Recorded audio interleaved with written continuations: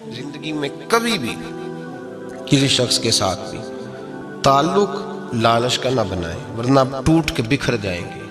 سامنے والے کا کچھ نہیں بگڑے گا، آپ ٹوٹ کے بکھریں گے، اور رزلٹ کی امید کبھی نہ رکھیں۔ وفا ہوتی دو طرفہ ہے پر کرنی یک طرفہ چاہیے، یاد رکھ لیں۔ وفا ہوتی دو طرفہ ہے، کرنی یک طرفہ چاہیے۔ جو کہتا ہے نا سامنے والا کرے گا تو میں کروں گا، وہ بھی کچا ہے، وہ کمزور ہے، وہ ابھی پکا نہیں ہوا۔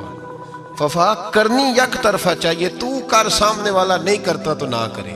تو اپنی طرف دیکھنا، سامنے والے کو چھوڑ، وہ نہیں کرتا تو نہ کرے، اس کا اپنا۔ حضرت امام احمد بن حنبل رحمت اللہ تعالی علیہ، یہ وفا کے عنوان میں بڑی اہم بات ہے اگر آپ کو سمجھ آئے تو۔ امام احمد بن حنبل رحمت اللہ تعالی علیہ جھیل کے کنارے، ندی کے کنارے وضو کر رہے تھے۔ ایک بچھو ساتھ ساتھ چل رہا تھا، وہ چلتے چلتے پانی میں گر گیا۔ امام احمد بن حنبل نے ہاتھ رکھا، بچھو کو باہر نکالا۔ جب باہر نکالا تو اس نے ڈانگ مارا۔ جس کی طبیعت میں ڈانگ ہوگا تو وہ ڈانگ ہی مارے گا، کے پاس ہے ہی اور کوئی نہیں تو وہ کرے کیا، وہ مجبور ہے۔ اس نے ڈانگ مارا، امام صاحب نے باہر رکھا۔ بھیگا ہوا بچھو آپ نے دیکھا ہو، جب ندی کنارے چلتا ہے تو پھر گر جاتا ہے، وہ پھر گرا تو امام صاحب نے پھر نکال کے باہر رکھا تو اس نے پھر ڈانگ مارا، پھر ساتھ ساتھ چلتے چلتے وہ گر گیا۔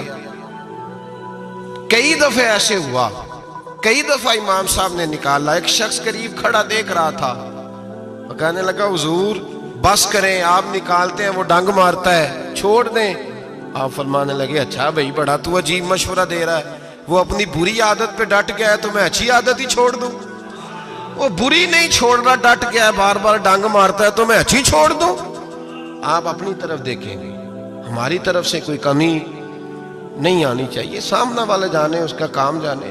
وفا کا رشتہ مضبوط رکھیں، دوستی کا تعلق مضبوط۔ میاں صاحب نے کہا چنگی مندی سجنا کولو 100 واری ہو جاتی، کتنی واری؟ پکی گل ہے نا جی، کتنی واری؟ میاں صاحب نے کہا 100 واری۔ ہم تو ایک باری بھی معافی دینے کو تیار نہیں۔ چنگی مندی سجنا کولو، ایسے نہیں آنے جانے والے سے نہیں، اس کے معاملے میں تو ہم خوددار ہیں نا، ہر ایک سے نہیں سنتے، وہاں تو ہم خوددار ہیں۔ سجنا کولو چنگی مندی سجنا کولو 100 واری ہو جاندی، یار یاراں دا گلا نہیں کر دے اصل پریت جنہ دی۔ دنیا میں وفا ختم نہیں ہوئی، پر ہم نے وفا کا رشتہ ہی نہیں بنایا، ہم نے تعلق ہی نہیں بنایا، وفا کا تعلق ہی نہیں بنایا۔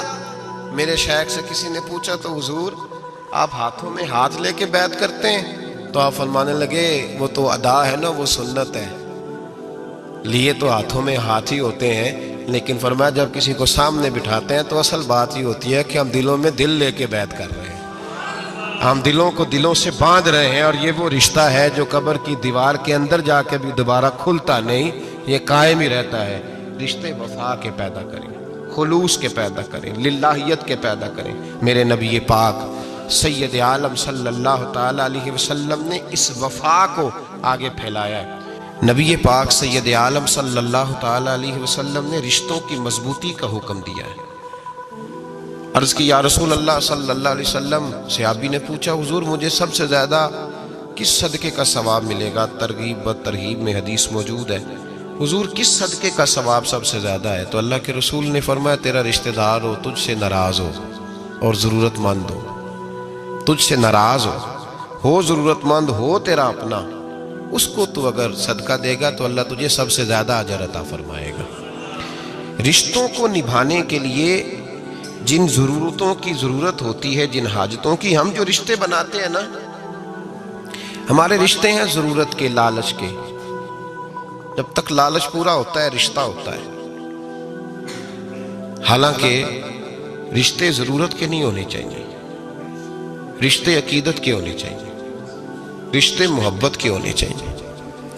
اور روحانی زندگی میں اگر کوئی رشتہ لالچ کا ہو تو وہ تو 2 قدم نہیں چلتا، ٹوٹ جاتا ہے۔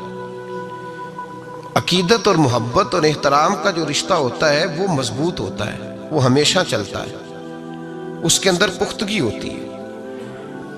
وفا اس رشتے کے اندر آتی ہے جس رشتے کے اندر کوئی لالچ۔ ہمارے زمانے کے اندر یہ شور ہو گیا ہے کہ کام پیارا ہے چم نہیں پیارا، اس شور نے رشتوں میں کمزوری ڈال دیا، دراڑیں پیدا کر دی۔ ہم لوگوں کو پیار ہو گیا ہے سامنے والا کتنا، اور جب تک ہمارے کام کا کوئی شخص رہتا ہے تب تک ہمارا تعلق بھی رہتا ہے، اور جب وہ ہمارے کام کا نہیں ہوتا تب تک ہمارا اس کے ساتھ تعلق ٹوٹ جاتا ہے۔ یاد رکھیے میرے بھائی، جب رشتے کی یہ بنیاد ہو نا، پھر اس میں وفا نہیں ہوتی، پھر اس میں وفا، آپ کہتے ہیں سامنے والا وفا نہیں کر رہا، تو بھائی وفا کی بنیاد ہی نہیں تھی یہ رشتہ، یہ بنیاد نہیں تھا وفا کی، وفا کی بنیاد نہیں۔ اللہ تبارک و تعالیٰ نے قرآن مجید میں صحابہ کی 2 قسمیں بیان کی اور فرمایا دونوں کے ساتھ میرا وعدہ ہے کہ میں دونوں کے ساتھ اچھا سلوک کروں گا۔ یہ سارے ستارے ہیں پر قسمیں 2 ہیں، قسمیں 2، قبل الفتح اور بعد الفتح۔ ایک قسم وہ ہے جو فتح مکہ سے پہلے کلمہ پڑھ کے مسلمان ہوئی، ان لوگوں کی درجہ اللہ کی بارگاہ میں زیادہ ہے جو فتح مکہ کے بعد مسلمان ہوئے، اگرچہ وعدہ ان کے ساتھ بھی رب کریم کا ہے، سارے ستارے ہیں، سارے عظمت والے ہیں، لیکن چونکہ فتح کے بعد آئے تو ان کا وہ والا درجہ، ان کا درجہ زیادہ ہے جنہوں نے اسلام کی غربتوں سے پیار کیا، جنہوں نے بھوک سے پیار کیا، جنہوں نے بدر کی تنہائیوں سے پیار کیا، جنہوں نے احد کے پتھروں سے پیار کیا، ان کا درجہ شریعت میں زیادہ ہے۔ اگر آپ تعلق رکھتے ہیں نا، یاد رکھیں اتنی دیر کے جتنی دیر کام چلتا ہے، جتنی دیر ہمارا کسی دوست کے ساتھ تعلق ہے، تو یہ رشتہ کمزور ہے، اس میں وفا نہیں ہوگی اور کسی نہ کسی جگہ پہ ٹوٹ جائے گا، کسی نہ کسی جگہ پہ آ کے ختم ہو جائے گا۔ صوفیاء یہ کہتے ہیں کہ اولاد کے ساتھ بھی اس تمنا کا رشتہ نہ رکھو کہ وہ میری وفادار ہوگی اور میری وہ کل کو خدمت کرے گی۔ کمیٹی نہ ڈالو کہ یہ بچے ہیں تو بڑے ہوں گے تو میں آرام سے بیٹھوں گا تو میری پینشن لگ جائے گی، یہ روٹی کما کے لائیں گے، یہ تو کمیٹی ہے، اولاد تو نہ ہوئی، کمیٹی نہ ڈالو، چھوڑو اس چکر کو۔ اولاد فرما بردار اگر ہوگی تو اپنے فائدے کے لیے ہوگی۔ ہم نے اس سے یہ لالچ بھی، حضرت عبداللہ بن مبارک رحمۃ اللہ تعالیٰ علیہ فرماتے ہیں لالچ کے رشتے ہیں دنیا کے، لالچ کے۔ آپ کے انتقال کا وقت آیا تو اماں بڑا رو رہی تھی، عبداللہ بن مبارک رحمۃ اللہ علیہ اپنی اماں سے کہنے لگے اماں تو کیوں روتی ہے، تیرے تو اور بھی بیٹے ہیں، تو کو میرے بعد لوارث تو نہیں ہو جائے گی، آخری وقت ہے، نزع کا عالم، اماں تو کیوں روتی ہے، اور بھی بیٹے ہیں؟ تو اماں کہنے لگی بیٹا اور بھی بیٹے ہیں پر جس طرح کا دھیان تو رکھتا تھا وہ نہیں رکھتے، جس طرح وقت پہ دوائی تو لا کے دیتا تھا وہ نہیں لا کے دیتے، جس طرح تو میرے کھانے پینے کا خیال رکھتا تھا وہ۔ کہنے لگے اچھا اماں اس کا مطلب ہے تو مجھے نہیں رو رہی، تو اپنی ضرورتوں کو رو رہی ہے کہ روٹی کون دے گا، کھانا کون لائے گا، دوائی، میں سمجھا تھا شاید مجھے رو رہی ہے۔ بیوی سے پوچھا تو کیوں رو رہی ہے، تو کہنے لگی تیری وجہ سے میری بادشاہی تھی، تو موجود ہے تو خاندان میں، معاشرے میں میرا ایک وقار ہے، تیرے بعد تو بیوہ کی زندگی ہوگی۔ آپ فرمانے لگے اوہو میں سمجھا تھا شاید مجھے رو رہی ہے، تو اپنے وقار کو رو رہی ہے۔ بیٹوں اور بیٹیوں سے پوچھا تمہاری آنکھوں میں کیوں آنسو چھلکتے ہیں؟ کہنے لگے ابا جس پیار سے باپ شادی کرتا ہے دوسرا کوئی نہیں کر سکتا، اور جس محبت سے باپ لا کے کما کے دیتا ہے دوسرا کوئی نہیں دے سکتا۔ فرمانے لگے اوہو میں سمجھا تھا مجھے رو رہے ہو، تم تو شادیوں کو رو رہے ہو، میرے ساتھ تو تعلق ہی نہیں۔ پھر عبداللہ بن مبارک رونے لگے اور پھوٹ کے روئے۔ کسی نے کہا آپ کیوں روتے ہیں؟ فرمایا آج سمجھ آئی ہے، میرے ساتھ اگر بے لوث رشتہ ہے تو یا خدا کا ہے یا محمد مصطفیٰ کا ہے صلی اللہ علیہ وسلم، آج سمجھ آئی ہے۔ وہ میں نے جن کے ساتھ تعلق مضبوط کیا ہی نہیں، کبھی فجر چھوڑی، کبھی زور چھوڑی، کبھی یہ رہ گیا، کبھی وہ رہ گیا، کبھی داڑھی کا پروگرام بنا، کبھی رہ گیا، جن کے ساتھ میں کمزور تھا وہ میرے ساتھ مضبوط تھے، اور جن کے ساتھ میں مضبوط تھا ان کا میرے ساتھ کیا حال تھا۔ یہ کمزوری ہے رشتوں میں، وفا نہیں۔ ہمیں تو بھائی کام پیارا ہے، چم نہیں، بالکل۔ بچے شکایت کرتے ہیں، کہتے ہیں ابا کماؤ پتر سے پیار کرنے لگا ہے، بچے شکوہ کرتے ہیں، کہتے ہیں جو آدمی جیب میں زیادہ پیسے ڈالتا ہے ابا جی کا پیارا ہے۔ باپ شکوہ کرنے لگے ہیں، کہتے ہیں میں مالدار ہوتا تو میرے بچے بھی فرما بردار ہوتے۔ رشتوں کو روح کا رشتہ بنائیں، وفا کا رشتہ بنائیں، وفا کا۔ کتے کا ذکر قرآن پاک میں آیا ہے، اس لیے آیا ہے کہ اس نے اللہ کے ولیوں سے وفا کی تھی، اسی آیا ہے کہ اس نے اللہ کے ولیوں کے ساتھ وفاداری کی، وفاداری کی تو اللہ نے اس کا ذکر ہے قرآن میں۔ رشتے لگانے کا لوگوں کو بہت شوق ہے، حالانکہ رشتہ لگانا اتنا مشکل نہیں جتنا نبھانا مشکل ہے۔ ہم ساری زندگی یہ ثابت کرنے کی کوشش کرتے رہتے ہیں کہ ہمارا جو فلاں آدمی سے تعلق ہے وہ بڑا مضبوط ہے، ہم یہ بتاتے رہتے ہیں کہ مجھے تجھ سے بڑا پیار، اور بتانا بھی چاہیے۔ نبی پاک صلی اللہ علیہ وسلم نے فرمایا جس سے محبت ہو اسے بتایا کرو کہ مجھے تجھ سے محبت ہے، تاکہ وہ بھی تم سے پیار کرے، یہ بتا دینا چاہیے۔ لیکن بتانے کا حکم ہے، ساری زندگی ثابت کرنے کا حکم نہیں۔ ہم ساری زندگی یہ ثابت کرتے رہتے ہیں کہ میں بڑا فرمانبردار ہوں آپ کا، میں بڑا تابعدار ہوں، میں آپ سے بڑی محبت کرتا ہوں، یہ ثابت کرتے رہتے ہیں۔ رشتے نبھانے سے بات بنتی ہے، ثابت کرنے سے بات نہیں بنتی۔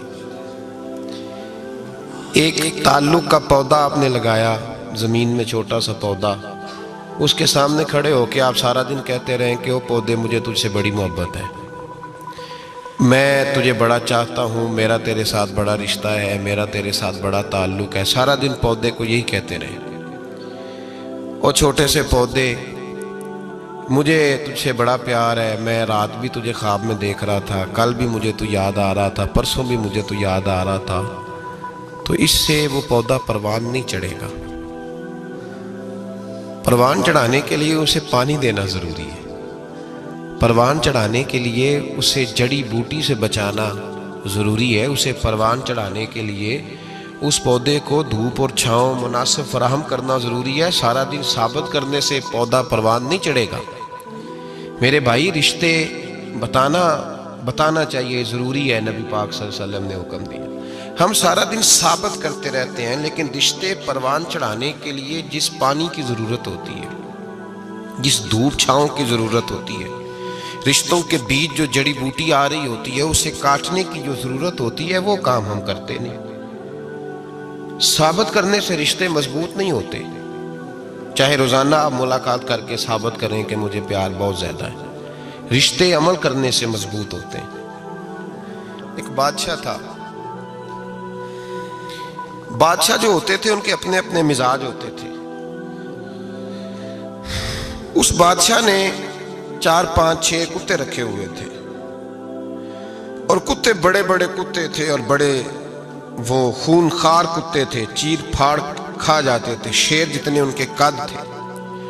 بادشاہ تھوڑا سا کسی آدمی سے ناراض ہوتا نا، تو ایک بہت بڑے پنجرے کے اندر ایک بہت بڑا سلاخوں کا گھر اس نے بنایا ہوا تھا، اس میں کتے ہوتے تھے، اور کتے کو جب باندھ کے رکھا جاتا ہے تو زیادہ زہریلا ہو جاتا ہے، وہ زیادہ اس کے اندر کرواہٹ آتی ہے، زیادہ کاٹتا ہے۔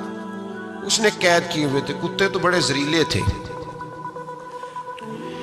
جس آدمی سے بادشاہ تھوڑا سا ناراض ہوتا نا، تو وہ کتے کے آگے اس آدمی کو ڈالتا، کتے اس کو چیر پھاڑ کے کھا جاتے۔ یہ سزا تھی، لوگوں کو پتا تھا۔ بادشاہ کے وزیر نے بڑی خدمت کی بادشاہ کی، 35 سال تک نوکری کی، لیکن ہر سورج نے غروب تو ہونا ہی ہوتا ہے نا، ہر چاند نے ڈھلنا بھی ہوتا ہے۔ اب بوڑھا ہونے لگا، وہ جو مضبوط حافظہ تھا وہ کمزور ہونے لگا، ہلکی ہلکی غلطی۔ بادشاہ مزاج کا بادشاہ تھا، پر نہیں سمجھ میں آیا، تو میں نے کہا کہ لوگ کہتے ہیں ہمیں کام پیارا ہے، چم نہیں، تو رشتہ وفا کا تھا ہی نہیں۔ وزیر سمجھنے لگا کہ اب نہ میں بھی غلطیاں کرنے لگا ہوں، تو ایسا نہ ہو کسی دن میں بھی ان کتوں کا شکار ہو جاؤں۔ اس نے بادشاہ سے کہا کہ بادشاہ، مجھے آہستہ آہستہ معذرت کرنے لگا، قدم ہٹانے لگا کہ مجھے چھٹی دے دی جائے، اب میں بوڑھا ہو گیا ہوں۔ لیکن اس نے کہا نہیں، جب تک میری طبیعت نہیں مانتی تم نہیں جا سکتے۔ مطلق العنان لوگ تھے، وزیر خاموش ہو گیا، پریشان رہنے لگا، غلطی ہو گئی ہے تو پھینک دے گا۔ ایک تجویز اس کے ذہن میں آئی، وہ جو کتوں کے پنجرے پر محافظ بیٹھا تھا نا، جو ان کو کھانا ڈالتا تھا، روٹی ڈالتا تھا، گوشت دیتا تھا، اس کو ایک دن کہنے لگا، یار تیری ڈیوٹی ہے سارا دن کتوں کو کھانا دینے کی، گوشت دینے کی، تو 2 4 دن ڈیوٹی مجھے نہیں دیتا؟ تو لے لے، میں تو پہلے پریشان ہوں، سارا دن ان کی دیکھ بھال کرتا ہوں۔ اس نے کچھ تھوڑا سا گوشت لیا، پنجرے کے باہر کھڑے ہو کے کتوں کو ڈالا۔ اگلے دن تھوڑی روٹیاں لے آیا، کتوں کو ڈالی۔ 2-4 دن، ہفتہ، مہینہ، سال بھر، جتنا اس کو موقع ملا وہ دن بھر خدمت کرتا۔ بس وقت ایک دن آ گیا، بادشاہ کو کوئی بات اچھی نہ لگی۔ اس نے کہا اس بڈھے کو اٹھاؤ اور ڈالو کتوں کے پنجرے میں۔ ساری زندگی یہاں رہا، اسے ابھی تک نہیں پتا چلا میرے مزاج کا۔ جب اٹھا کے پنجرے میں ڈالا نا، تو بجائے اس کے کہ کتے اسے کاٹ کھاتے، وہ اس کے پیر چومنے لگے۔ وہ پیر چومنے لگے، ہاتھ چومنے لگے، چاٹنے لگے۔ تو بادشاہ سامنے کھڑا تھا نظارہ دیکھنے کو کہ چیر پھاڑ کرتے تو خوش ہوا کرتا تھا، خونخوار درندے جیسی اس کی طبیعت ہو گئی۔ جب دیکھا وہ پیار کر رہے ہیں تو بادشاہ وزیر سے کہنے لگا یہ کیا ہے؟ تو وزیر رو پڑا، کہنے لگا تو سیاستدان تھا تو میں بھی سیاستدان تھا، ساری زندگی سیاست کی، لیکن دنیا داروں کے ساتھ رہا تو انجام یہ ہوا کہ مجھے اس پنجرے میں ڈال دیا گیا۔ دیکھ تو بہت بڑا سیانہ تھا اور میں بھی سمجھدار تھا، وزیر رہا، لیکن ہمارا روح کا رشتہ نہ بن سکا۔ ارے ہم سے تو یہ کتے ہی اچھے نکلے۔ تیری 40-35 سال خدمت کی تو تو نے کتوں کے آگے ڈال دیا، انہیں تو چند مہینے روٹی ڈالی ہے، میرے وفادار ہو گئے۔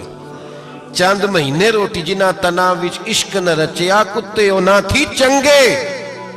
جنہ تنا وچ عشق نہ رچیا، کتے او نہ تھی چنگے۔ مالک دے کر راکھی کر دے، صابر بھکھے ننگے۔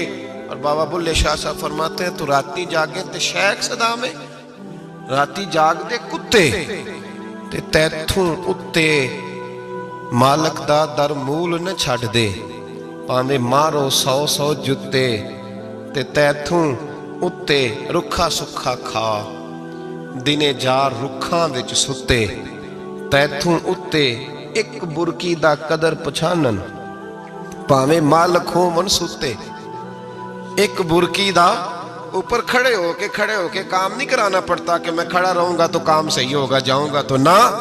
ایک برکی دا قدر پچھانن، پاویں مالک ہو من ستے۔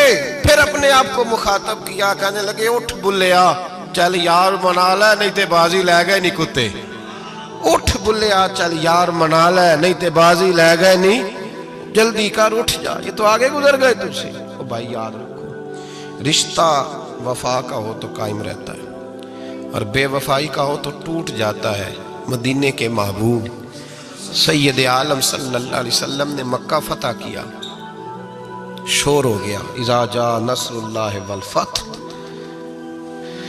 فتح ہو گئی، انا فتحنا لک فتحا مبینا کے جلوے نظر آنے لگے۔ آج عرب کا نقشہ بدل گیا، حالات تبدیل ہو گئے، دنیا بدل گئی۔ محبوب پاک سید عالم صلی اللہ علیہ وسلم اس شان سے مکے میں داخل ہوئے کہ ہر کونے سے نبی پاک کے نام کے نعرے بلند ہونے لگے۔ ابھی 10 سال پہلے نبی پاک روتے ہوئے مکے سے نکلے تھے، 10 سال قبل روتے ہوئے گئے تھے اور 2 غلام حضور کے ساتھ تھے۔ آج اسی مکے میں حضور آئے ہیں تو لگتا ہے پہاڑ اور پتھر بھی میرے رسول کے نعرے لگا رہے ہیں۔ تو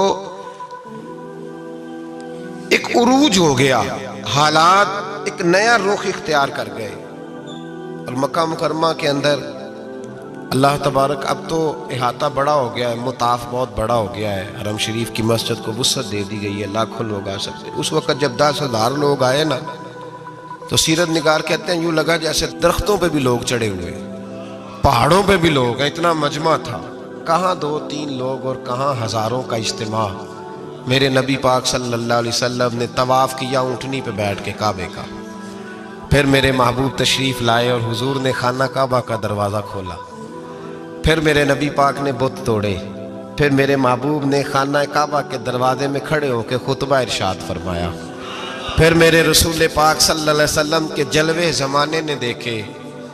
ان سارے حالات میں دنیا نے ایک وفا کا عجیب منظر دیکھا کہ اس موسم بہار میں نہ تو آواز حضرت ابو بکر کے نام کی بلند ہوئی، نہ عمر فاروق اور نہ مولا علی کے نام کی بلند ہوئی۔ اس مجمع عام میں محبوب پاک کی آواز گونجی تو رب کریم کے حبیب نے فرمایا این بلال، میرا بلال کہاں ہے، میرا بلال کہاں ہے، اس کو بلاؤ نا، کدھر ہے بلال؟